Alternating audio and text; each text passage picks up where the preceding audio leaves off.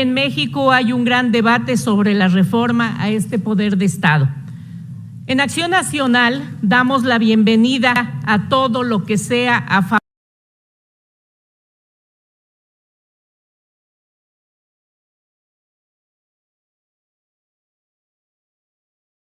constitucional que por sus alcances es de gran trascendencia para el sistema judicial de la República. Y en relación a estos foros de diálogos nacionales, de intercambiar y escuchar las ideas más allá de decisiones preestablecidas con afán de mejorar los productos finales. Pero entiendan que no nos están haciendo un favor, deben escuchar a todas y a todos. No desconocemos el claro mandato de las urnas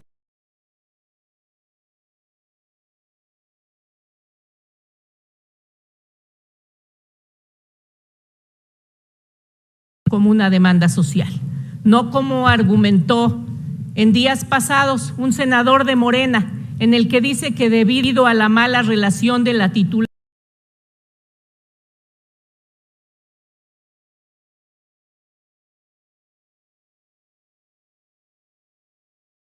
presentadas el pasado 5 de febrero en el Congreso de la Unión.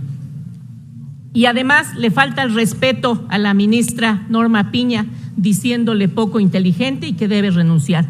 Desde aquí nuestro apoyo institucional y solidaridad a la ministra Piña.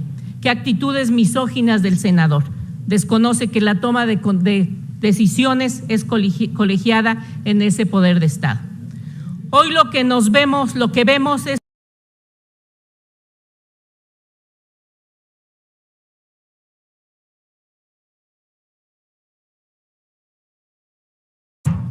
No acostumbro a hacer preguntas, pero si me permite una pregunta. ¿Acepta la diputada la pregunta? No, termino, por favor. Continúe. Hoy lo que vemos es una andanada del poder en contra de la ministra presidenta de la Corte, Norma Piña, quien se ha circunscrito a defender el Estado de Derecho y el orden constitucional que, como hemos visto, durante casi 6 años se lo quieren pasar por alto. El golpe al Poder Judicial que se presenta como un último obstáculo para culminar su legado irreversible de este gobierno, su triunfo histórico,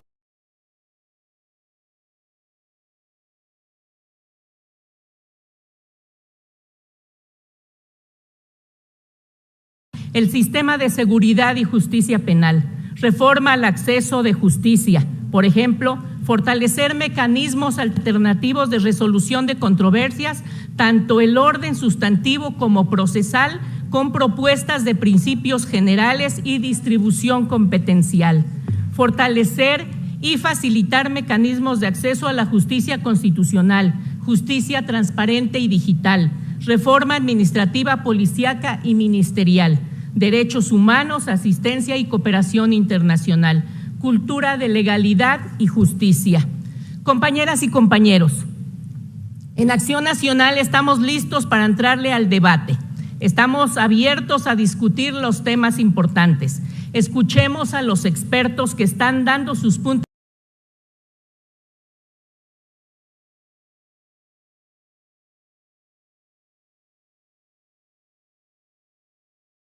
Mucho podremos aprovechar de la experiencia de los funcionarios judiciales a nivel federal y de los estados.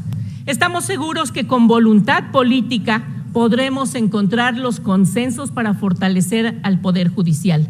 En los foros de reforma al Poder Judicial se están expresando voces muy autorizadas e importantes sobre la necesidad de abrir la reforma a tramos previos y posteriores a lo estrictamente concerniente al ingreso y permanencia de la labor jurisdiccional.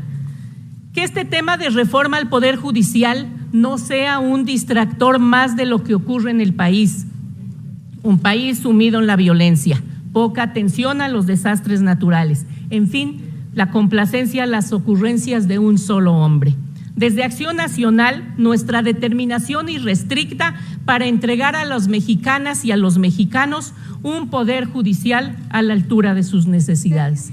El derecho de acceso a la justicia es el derecho que toda persona tiene, independientemente de su condición, de acudir ante las instituciones del sistema de justicia previstos por el Estado mexicano para la resolución de conflictos y sobre todo para la protección, respeto y garantía de sus derechos humanos. Sin embargo, hoy la justicia es todo menos pronta y expedita. Por eso celebramos el inicio de los diálogos nacionales por la transformación del Poder Judicial, los cuales se están dando de cara al pueblo de México, en un marco de pluralidad, de diálogo y de respeto. La intención es fortalecerlo al tiempo que se implemente una política de austeridad y consolidar así el proceso de cambio, de renovación de nuestro Poder Judicial.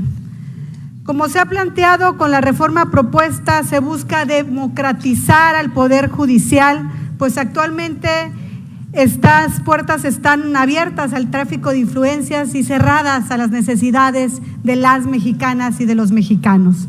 Entre otras cosas, esta reforma plantea que los recursos públicos otorgados al Poder Judicial de la Federación sean administrados bajo criterios de austeridad, rendición de cuentas, transparencia y responsabilidad financiera, pues creemos firmemente que la prudencia judicial también debe prevalecer en el ejercicio de sus presupuestos.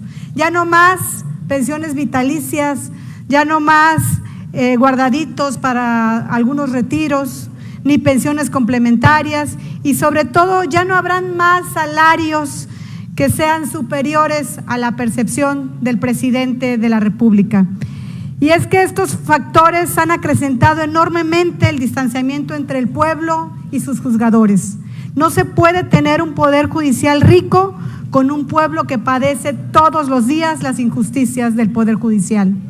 Hoy, la justicia sigue fuera del alcance de muchas personas, lacerando Disculpe la interrupción. Está solicitando la palabra el diputado Gerardo Fernández Noroña. ¿Con qué objeto, diputado? Si me permite la senadora hacerle una pregunta. Sí, con mucho gusto. Adelante, diputado. Hasta 1 minuto para formularla y tendrá 2 minutos para dar respuesta a la senadora Sacil.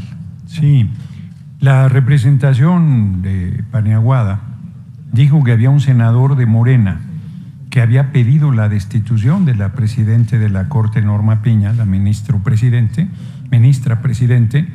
y que además se había expresado de su persona de manera magadera, inclusive hablando de violencia política de género. ¿Nos podría compartir, senadora, quién es ese senador? Porque yo no he oído a ningún senador que haya planteado eso, y por eso quería hacerle la pregunta, pero a lo mejor usted me puede Sí, orientar. diputado, pues parece que estamos igualmente confundidos. Más bien tendríamos que hacerle la pregunta a la diputada que me antecedió en la palabra, ¿a qué senador de Morena se refería cuando señaló que este distanciamiento entre la presidenta de la Suprema Corte de la Nación con el presidente Andrés Manuel López Obrador era lo que hacía que se diera esta reforma y que se pidiera su destitución? No conozco el nombre del senador de Morena, podríamos preguntárselo a ella, pero no creo que se permita el debate aquí entre… Entonces, bueno, pues ojalá que nos los pueda aclarar. Muchas gracias. Gracias. ¿Quién es? Quien sepa, pues… Sí, continúe con el tiempo de su disertación, por favor, senadora Sacil. Sí, gracias. Hoy la justicia sigue fuera del alcance de muchas personas, lacerando las libertades de las poblaciones históricamente discriminadas. Hoy existen cerca de 23,000 millones de pesos repartidos en 14 fideicomisos, recursos públicos que deben aprovecharse en beneficio del interés del pueblo de México. Con la apertura de estos foros se ha permitido ampliar el diálogo, la discusión y el debate sobre la visión de distintos sectores y actores de la población sobre esta reforma transformadora, porque hay que decirlo claro, es una reforma transformadora que ningún país del mundo tiene. A lo largo de estos 3 foros se han escuchado de propia voz tanto a ministros como magistrados, académicos, jueces, y todos los impartidores de justicia, como la sociedad en general, sobre los retos y las problemáticas que enfrenta el Poder Judicial. Así, la inmensa mayoría de quienes participamos en estos foros consideramos necesaria y urgente implementar esta reforma. Además, existen amplias coincidencias en que sea el pueblo quien elija en las urnas a los ministros, ministras, magistrados, magistradas y a los jueces, lo que sin duda les otorgará legitimidad y fortalecerá su actuación, al tiempo que sus resoluciones serán respaldadas por el voto popular y por las conciencias del pueblo de México. Compañeras y compañeros, la encomienda que nos dio el pueblo de México es clara y contundente: avanzar hacia una justicia que garantice los derechos de todas y de todos sin distinción. Tenemos que garantizar que la impartición de justicia sea en favor de las exigencias del pueblo y no en favor de algunos grupos de poder. Esta tribuna es fundamental para aclarar mitos y realidades. Hay un principio aceptado mundialmente: la verdad nos hará libres. Y somos en libertad una comunicación con todo el pueblo. Se habla de que se está en contra de quitarle la responsabilidad a la ministra Piña. Eso lo dejó muy en claro el presidente. No vamos por ahí, vamos por una participación amplia en el Parlamento abierto. Cuando se plantea escalonar el relevo de ministros, también se abre una posibilidad, no está cerrada. Cuando se habla del deterioro de las relaciones, una y otra vez se extiende la mano franca para construir entre todos un nuevo sistema de justicia en el país, que se va a eliminar el derecho de las y los trabajadores y que se va a aniquilar la carrera judicial. También es otro mito, una falsedad.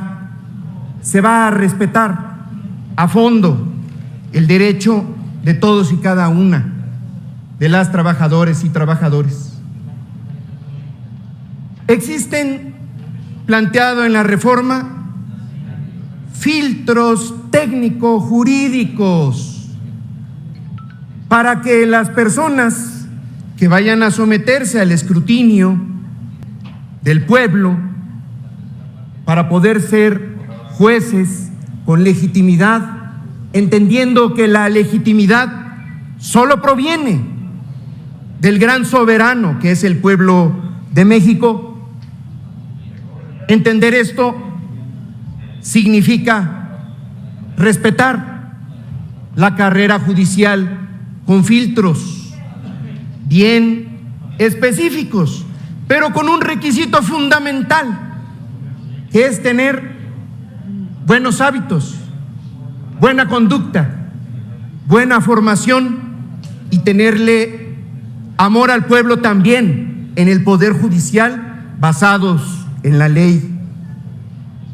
En cuanto al mito de que se va a eliminar la autonomía, ¿qué mayor autonomía para generar los equilibrios de los otros poderes que la legitimidad de una elección justa? ¿Que se va a desaparecer el Consejo de la Judicatura? Otra mentira, cuando se está proponiendo un verdadero tribunal de disciplina judicial con amplias facultades. Que el pueblo no tiene la capacidad. ¿Cómo no va a tener la capacidad el pueblo de México si ha sido el protagonista de las grandes transformaciones en nuestra historia? Que es al que debemos la existencia de un poder legislativo y un poder ejecutivo. Vamos a fortalecer la democracia y dar el primer paso con la democratización. Permítame, senador. ¿Con qué objeto, senadora Gaitán?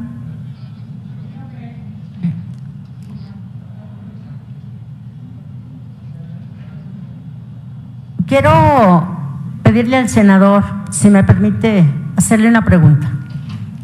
El orador acepta preguntas, sí.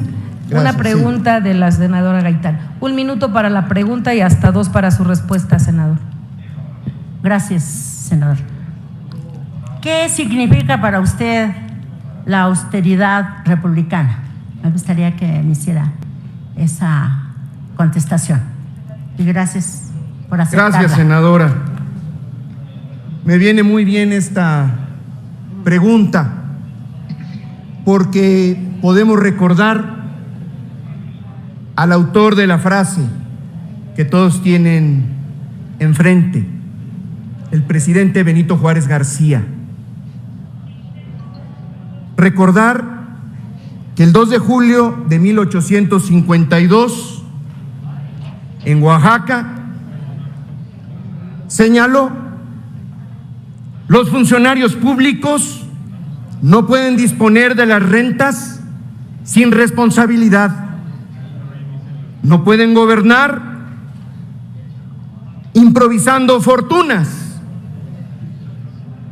ni entregarse al ocio y la disipación, sino consagrarse asiduamente al trabajo, resignándose a vivir en la honrosa y justa medianía que proporciona la retribución que la ley les haya señalado.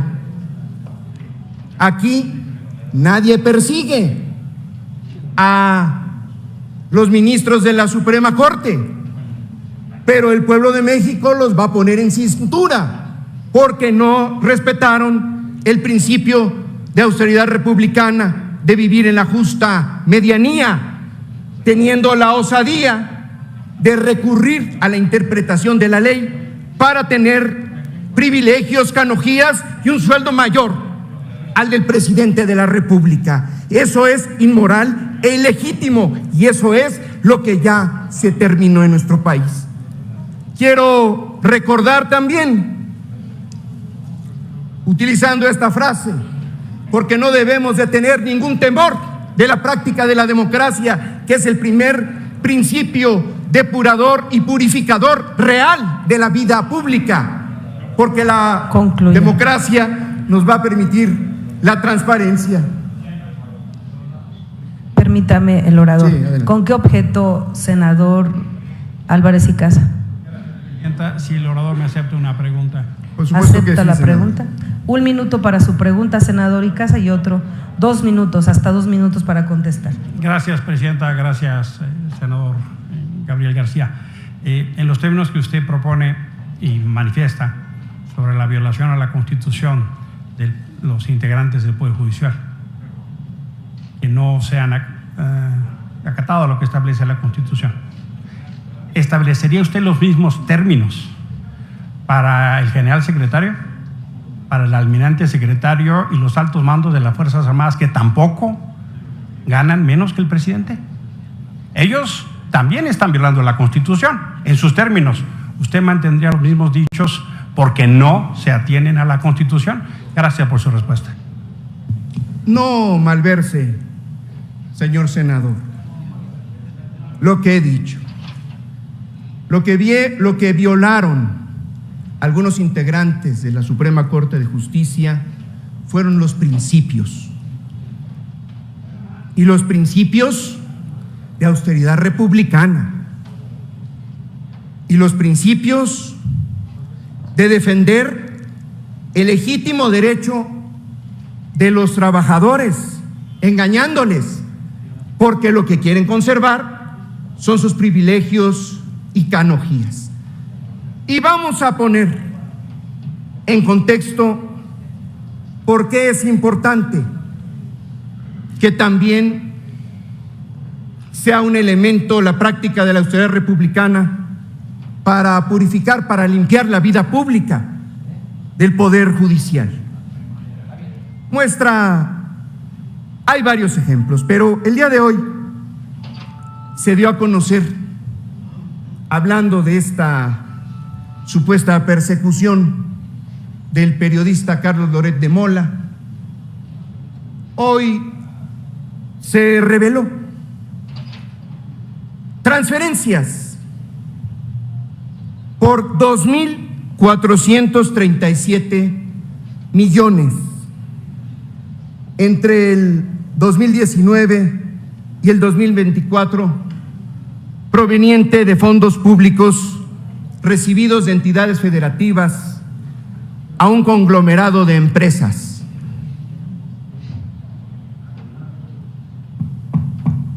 Sea claro que no hay ninguna persecución, ninguna investigación con Carlos Loret de Mola, pero lo que sí hay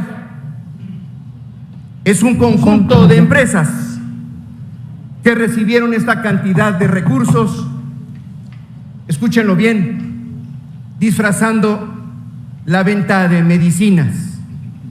Y es de ahí que se derivan transferencias importantes y comprobables al ingreso del periodista.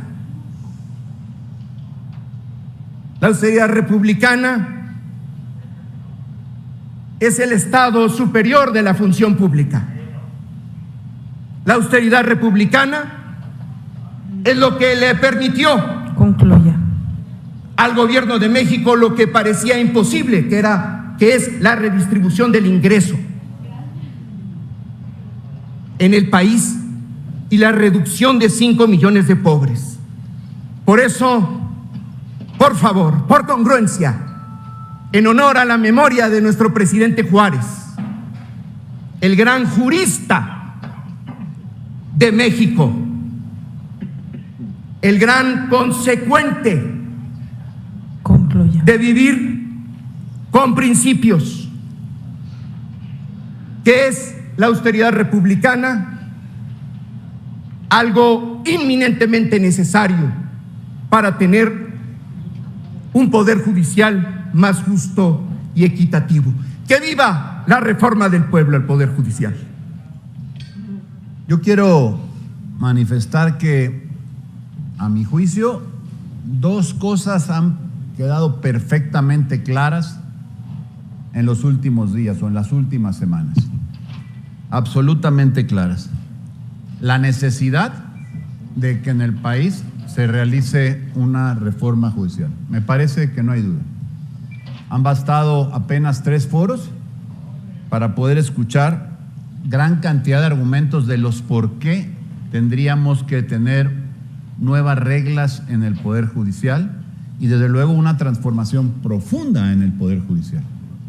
Yo creo que sobran los argumentos del por qué tendríamos que transitar hacia allá. Pero hay una segunda cosa que me parece a mí que también ha quedado perfectamente clara, de que la propuesta que se tiene en la mesa no es la correcta. Porque también lo han dicho ahí hasta la saciedad muchas personas, ahí y en todos los foros públicos, no solamente en los foros organizados desde la Cámara de Diputados, sino en todos los foros públicos, en muchísimas entrevistas a lo largo de todo el país, en donde ha quedado con claridad expresada cuáles son las razones por las que esta reforma que se plantea no es la adecuada, no es con la que se va a conseguir más autonomía o la autonomía total, ni tampoco se va a acabar con la corrupción, ni tampoco vamos a eliminar de la impunidad. Está perfectamente dicho que eso no es la razón. Y también se habla, tratando de atacar a quienes creemos que esta no es la propuesta adecuada, que lo que no es consideramos o no le damos la capacidad al pueblo. Claro que se le da la capacidad al pueblo y lo reconocemos así. Que el pueblo, por supuesto, tiene la capacidad para elegir esto y muchas otras cosas más. Pero no olvidemos que en la reforma que se plantea hay una preselección de quiénes van a ser los candidatos por los que el pueblo va a elegir. Entonces, no va a elegir el pueblo a partir de que yo, en mi naturaleza de ciudadano de este país, pueda ir y presentarme como candidato con las credenciales que tengo. No, tengo que pasar un filtro que tendría que ser, bueno, en las cámaras, la mitad y mitad, en la Cámara de Senadores y en la Cámara de Diputados, otra parte igual en el poder pues ejecutivo, en el presidente o la presidenta que venga, y luego de ahí tendrá que venir, bueno, lo que es la propuesta del Poder Judicial. De manera que no es cierto que van a poderse elegir de manera libre a los ciudadanos. Eso es una mentira a medias o una mentira total, porque no se habla en ninguna parte que pueda ser de manera natural quien cumpla con los requisitos. No, tienes que pasar por ahí.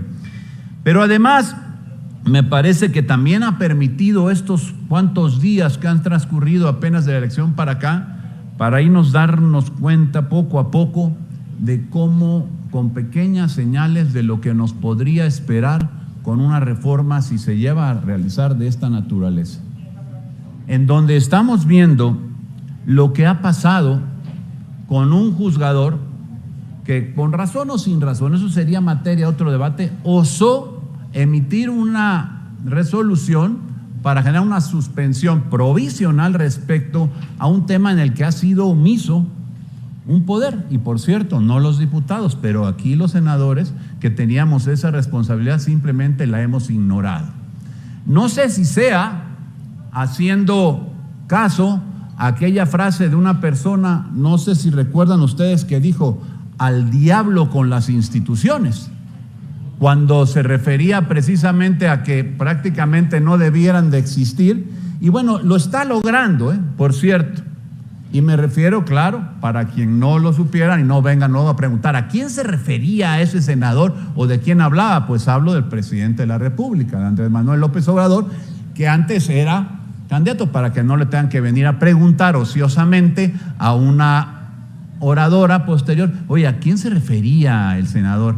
Precisamente a él, que dijo al diablo con las instituciones. Y es lo que parece que quiere, porque hay una gran cantidad de instituciones que en las cuales no se ha podido nombrar, y es por culpa no de los senados, sino por quien manda en el Senado. Y así es, así ha sido, aunque ustedes no lo quieran reconocer. Y es lo que tenemos que cambiar. De manera que esta que se está planteando no es la reforma adecuada, reconociendo que tiene que haber una reforma. Y desde luego que cuando se le dice a este Rodrigo de la Peza y se le va toda la batería en contra, porque concluyo, presidente, enseguida, una andanada de críticas, hasta una denuncia penal, pero pasando por el intento de un juicio político, en donde la secretaria de Gobernación fue y ya ratificó la solicitud de juicio político. Yo no me imagino cómo va a ser, o más bien sí me imagino cómo podría ser la nueva función en el gobierno que viene, en donde algún juez ose ir en una resolución en contra de los intereses del gobierno. Pues lo crucifican, porque si a un juez que en libertad hace eso, que bueno, más allá del derecho que pudiera o no hacerlo, que procedan de esa manera, habla de un mensaje muy claro para todos los juzgadores en este país. Y si además ahora van a depender, para poder ser elegidos, van a tener que ser candidatos gracias a ellos, pues entonces nos podemos imaginar que no va a poder ser una buena idea el que se elijan de la manera que se está proponiendo. Sí se requiere una reforma judicial, no se requiere en la forma en lo que se está haciendo. Y por supuesto, porque aquí se han llenado la boca diciendo es que el soberano, como le dicen, nos ha dado el poder reformador. Eso es mentira, les dio el 54%. Lo otro se lo quieren robar con una sobrerepresentación que no les toca, y ustedes lo saben, y están haciendo trampa. Al diablo sí las instituciones neoliberales que el PRI y el PAN nos impusieron. El pueblo las va a echar abajo. Y bueno, antes de abordar mi reflexión, pues lo que he escuchado, que dice Acción Nacional que han quedado dos cosas muy claras. Dicen que sí es necesaria la reforma. Se ve que son de lento aprendizaje, son lentos, porque se presentó el 5 de febrero. Ah, carajo, 5 de febrero. Por lo tanto, han ido pensando lentamente de que sí es necesaria. Nosotros le hemos aprobado desde un principio, estamos claros de que debe haber. Ahora dicen, esta no es, como son de lento aprendizaje, allá por el año que entra, a estas alturas van a decir, no, pues permítame, era necesaria, el orador. porque son lentos los de Acción Nacional, compañeras y compañeros. Permítame, diputado Robles, ¿con qué objeto, diputado Humberto? Moción de orden, por favor, ¿me escucha? Una moción de orden, por favor. A ver, adelante. ¿Cuál desorden? Yo no veo ningún desorden, senadora presidenta, pero en fin. ¿Quién es el presidente aquí? Permítame, el orador. Adelante, diputado. Gracias, presidenta. El que estaba haciendo uso de la voz, diputado federal, está refiriéndose a la bancada de Acción Nacional con falta de respeto, lo cual también hace que yo pueda pedir esta moción de orden. Aquí en Acción Nacional siempre, sobre todo en esta comisión permanente, nos hemos basado en el respeto y en dar argumentos en la tribuna y no insultar a nadie que sea, ya sea de la oposición o sea del oficialismo. Le pido por favor que le pida lo mismo a este diputado federal. Gracias. Les recuerdo, estimados compañeros, compañeras, que ningún diputado senador podrá ser reconvenido en sus dichos, es responsable de lo que manifiesta, pero convocamos a todas y todos a mantener el respeto del reglamento en el uso de la tribuna. ¿Con qué objeto, diputado Fernández Noroña? Sí, senadora presidente, si le pudiera preguntar al orador si me permite una pregunta. Permítame. ¿Acepta el diputado Robles una pregunta del diputado Fernández Noroña? Por Adelante, supuesto. Diputado, 1 minuto para hacer su pregunta. Adelante, y hasta 2 para doctor contestar. Noroña. Eso, antes es falso que la bancada de Acción Nacional no nos haya faltado el respeto a mí más de una vez en esta permanente. Pero bueno, la pregunta es, antes de que entres en materia, compañero diputado, se sostuvo por Acción Nacional que tuvimos el 54% de los votos y que estamos en una sobrerepresentación. Se les olvida el pequeño detalle que es un sistema mixto y que ganamos el 85% de los diputados, el 95% de los senadores de mayoría y que además les pusimos una zapatería que según las reglas que ellos impusieron nos da la mayoría calificada. Yo quisiera, si pudieras tomarte un tiempo para explicarles un poco porque parece que andan cortos de memoria. Adelante, diputado. Pues le agradezco mucho al compañero Noroña que me dé la oportunidad de restregarle a Acción Nacional varias cosas, porque últimamente surge una campañita con que se está rebasando la mayoría calificada que tenemos gracias al voto popular y se están inventando nuevas teorías. La verdad está clara, el pueblo decidió con más de 35, casi 36 millones de votos, que todas estas propuestas que hemos defendido en lo que llamamos la cuarta transformación van a continuar. Y lo que quieren es impresionante, que la agenda de la minoría esté por encima de la agenda de la mayoría. ¿Dónde se ha visto eso? Pues solo en la mente locurienta de la oposición, que creen que se pueden salir con la suya una y otra vez. No, ya nos malgobernaron 12 años, ya interrumpieron y pusieron obstáculos a la cuarta transformación. Aquí estamos las y los legisladores que hemos defendido desde el 2018 este proyecto que ha demostrado cómo seguimos avanzando. Y no les faltamos al respeto y no acepto reconvención de ninguna naturaleza. Se parecen a la chimoltrufia. Dicen una cosa en una sesión y luego vienen a decir otra. Ya hasta estaba pensando que estaban entrando en razón en sesiones pasadas, pero ahora vuelven por sus fueros. Pues entonces reciban la medicina que les corresponde. El pueblo ya los puso en su lugar. Es el basurero de la historia. No debiesen estar aquí, de verdad, porque ustedes no han logrado el tener el respaldo de las ciudadanas y ciudadanos. Así es que aguántense, nosotros representamos al pueblo de México, representamos la Cuarta Transformación y esa es la que seguirá impulsando este movimiento, estas legisladoras, estos legisladores. Que viva la Cuarta Transformación y que viva López Obrador.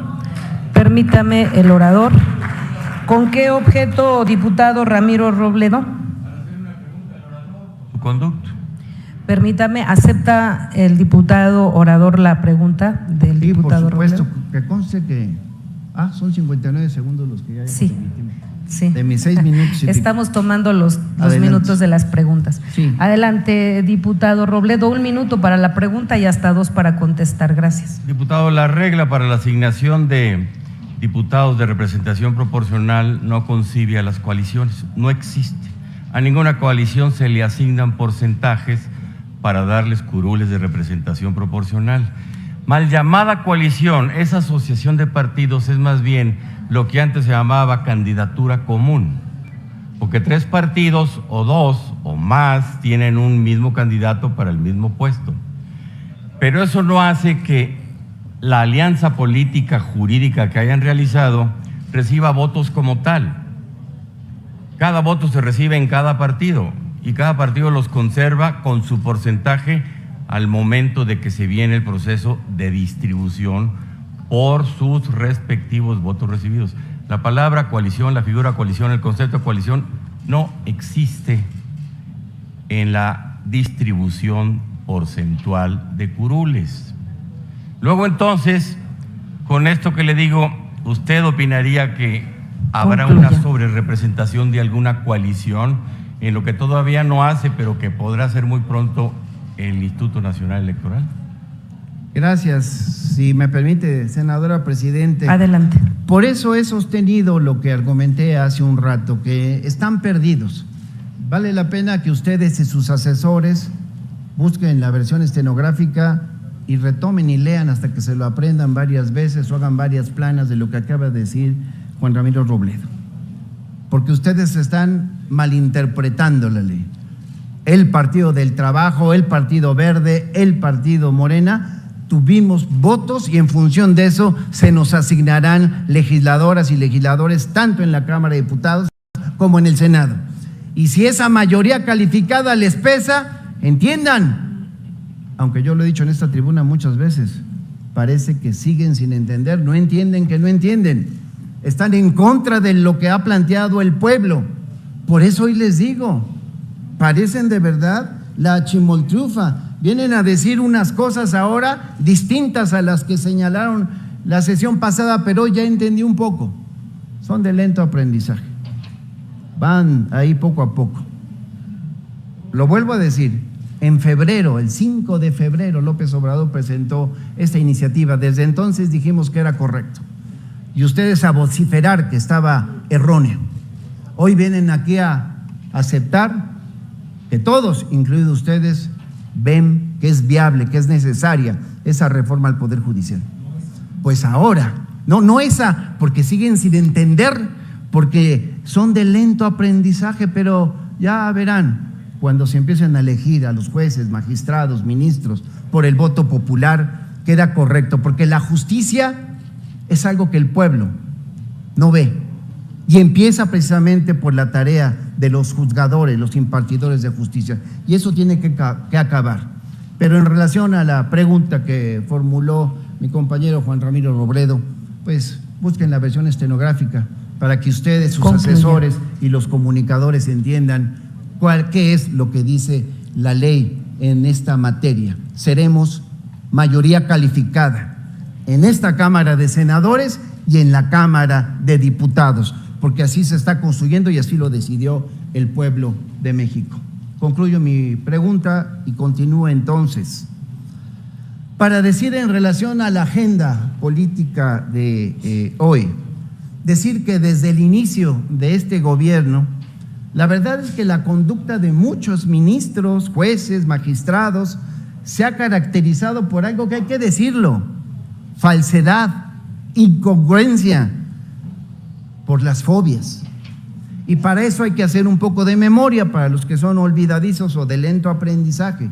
Hay que remontarnos al 2018, incluso antes de que Andrés Manuel López Obrador tomara posesión del cargo. Recuerdo cuando se instaló una nueva mayoría en el Congreso de la Unión. Y en aquellos días, luego se presentó una iniciativa de ley federal de remuneraciones de los servidores públicos para que ningún servidor público ganara más que el presidente. Algo que estaba y aún está vigente en nuestra ley suprema. ¿Y recuerdan ustedes, compañeras y compañeros, quiénes fueron los primeros que se opusieron a capa y espada a esa ley? Fue, entre otros, la Asociación Nacional de Magistrados de Circuito y Jueces del Distrito del Poder Judicial de la Federación. Esta asociación de funcionarios judiciales incluso elaboró una demanda de amparo modelo, se los recuerdo, a fin de que sus propios integrantes pudiesen promover amparos en contra de leyes, iniciativas y reformas que en su tendenciosa opinión vulnerarían, según ellos, la autonomía del Poder Judicial. Y fíjense nada más, promovieron modelos de demanda de amparo que ellos mismos iban a terminar conociendo y resolviendo. ¡Qué cinismo! Ese sí es un abuso de poder. Más faccioso creo que no se puede ser. Lo que no se atrevieron a decir fue que una considerable cantidad de juzgadores promovieron amparos en contra de esta ley federal de remuneraciones de los servidores públicos. Y como desde entonces les ha gustado usar su supuesta autonomía como pretexto de todo, pues no se atrevieron a decir que reducir su sueldo, eso lo ponían cada rato en la mesa, es que reducir el sueldo pone en riesgo la autonomía. O sea, se los traduzco, los jueces y magistrados condicionan su profesionalismo, condicionan su independencia, su imparcialidad en función de la remuneración. Por eso tenemos que cambiar este sistema del Poder Judicial. Porque lo que no se atrevieron a reconocer públicamente y a reconocerlo sin tapujos es que no estaban dispuestos a reducir sus sueldos y a ganar menos de lo que gana el presidente de la República. Esos son los funcionarios judiciales que hoy tenemos. Esa es su ética, esa es su vocación, o yo diría mejor, su falta de vocación de servicio. Por eso defendemos que sean electos por el voto popular, para que estos personajes que no tienen vocación de servicios, sino que son simples ambiciosos, dejen de utilizar el servicio público como fuente de lucro. Ante esta actuación facciosa, en diciembre del 2018, el Pleno de la Cámara de Diputados aprobamos un punto de acuerdo en el que hicimos un extrañamiento al Poder Judicial por las mismas manifestaciones de juzgadores federales aglutinados en esta Asociación Nacional de Magistrados de Circuito y Jueces de Distrito. Y para que la relación con el Poder Legislativo pudiese conducirse en un marco de mutuo respeto a la soberanía republicana y atribuciones a ambos poderes, se los recordamos en esos términos. Así que, compañeras y compañeros, llevamos 6 años y el Poder Judicial ha seguido actuando facciosamente en contra de este gobierno. Hace unos meses legislamos para desaparecer los fideicomisos opacos, fuera de ley, cuyos recursos pues no se utilizaban, pero ahí estaban para acumular riqueza como si el Poder Judicial fuera una empresa privada. Y ahí tienen paradas las impugnaciones en contra de nuestra reforma. Dijo la ministra presidenta que estaban dispuestos a que se destinaran recursos para apoyar a los damnificados de Acapulco, pero resulta que el propio Poder Judicial tiene ahí congelados los recursos hasta que se dignen a resolver las impugnaciones, porque para ellos primero está su bolsillo y las ambiciones de los jueces y de los magistrados. Entonces, parece ser que en esas condiciones sí que es muy conveniente eso de ser juez y ser parte. Por eso denunciamos. Entonces, qué bonito suena cuando dicen que defienden los derechos de los trabajadores, pero ¿qué tal cuando un juez, un magistrado llega, concluyo, senadora, llega a un nuevo tribunal y pone a su gente acosa al personal para que renuncien y así pueda llevar a quien él o ella quiera. Y los reto a que vayamos juzgando entonces, juzgado por juzgado, tribunal por tribunal, a ver si las empleadas y los empleados dicen que no han sufrido acoso laboral. Y dejo un tema pendiente, el del nepotismo. Es impresionante lo que pasa en el Poder Judicial. Ya basta, arreglémoslo, lo vamos a arreglar. En septiembre habrá reforma al Poder Judicial. Nada más quisiera decirle al compañero que me antecedió cuando habló de la reforma del 94, que dijo que era de gran calado, que el artículo, bueno, recordarle que en el 94 Zedillo desapareció prácticamente al Tribunal de Justicia, desapareció la Corte, ¿no? Ese nada más para que quede como una acotación. El artículo 39 de la Constitución de la República dice que la soberanía nacional reside esencial y originariamente en el pueblo. Todo poder dimana del pueblo y se instituye para beneficio de este. El pueblo tiene en todo tiempo el inalienable derecho de alterar o modificar la forma de su gobierno. En el 2018 lo que hubo fue un cambio de régimen, no fue un cambio de gobierno. Y al hablar de un cambio de régimen es cambiar estructuras, infraestructuras, pero también el modo de hacer política. Cambió el Poder Ejecutivo, se erradicaron muchos vicios, muchos privilegios, muchas canonjías. El Legislativo cambió, lo hemos platicado con diversos actores políticos, incluso de la oposición. Hoy no existen pues ni gastos médicos mayores, ni lujos, ni prebendas. Se cambió el Poder Legislativo, pero el Poder Judicial siguió en la misma. Yo quiero comentarles que cuando el presidente Andrés Manuel López Obrador habló justamente de esta reforma al Poder Judicial, mucha gente de la oposición, periodistas, intelectuales o pseudointelectuales hablaron de tiranía, de desaparición de poderes, incluso de dictadura. Nada más falso. El 2 de junio lo que elegimos las mexicanas y los mexicanos, 36 millones de mexicanas y mexicanos, fue reformas profundas, no solo al Poder Judicial, también al Poder Electoral. Recordemos que también propusimos una reforma que desechó la oposición en su momento. Y yo quiero decirles que se ha resaltado en estos foros, han habido más de 30 foros iniciales, pero han habido 3 foros después del 27 de junio. Y yo he visto 3 puntos sustanciales. Uno, que los mismos ministros que yo celebro que hayan asistido al primer foro, ellos mismos dijeron que sí era urgente una reforma judicial, Poder Judicial. Pero también aceptaron, y lo han aceptado en diversos foros, que no están en contra de una elección para magistrados, jueces y ministros. Ellos no están de acuerdo, incluso han planteado que esta elección sea paulatina. Y yo celebro mucho que ellos estén de acuerdo en esa dinámica. Creo que no estaríamos en desacuerdo en ese punto. Pero el otro tema que ellos también han aceptado y que a mí me preocupa y que voy a retomar, ya que no lo pudo hacer mi compañero diputado Benjamín Robles, es el tema del nepotismo tan escandaloso que existe en el Poder Judicial. Creo que ni en el Poder Ejecutivo ni en el Legislativo existe tal nepotismo como en el Poder Judicial. Yo sí quiero citar un estudio que hizo Felipe Borrego Estrada, que es consejero de la Judicatura Federal. Es un estudio muy completo que habla y detalla que el 48.6% de las personas juzgadoras habían contratado a algún familiar. 455 jueces y magistrados contrataron esposas, hijos, papás, sobrinos, tíos, cuñados y hasta suegras, y no se digan hasta novias y amantes. Y 7,148 personas servidoras públicas de 31 circuitos compartían espacios laboral con un familiar. Esto es escandaloso.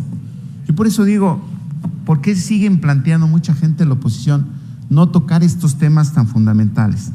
En el estudio se exponen casos extremos, y lo quiero decir aquí, como en el caso de un magistrado de circuito de Durango, que integró a 17 miembros de su familia, entre hijos, hermanos, concuños, cuñadas, primos y sobrinos.